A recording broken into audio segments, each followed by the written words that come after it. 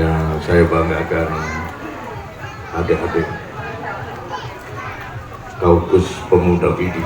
Pertama saya ucapkan terima kasih sudah bersusah payah mulai dari acara Lok Mamuni sampai kick off penyambutan presiden. Saya belum ucapkan terima kasih.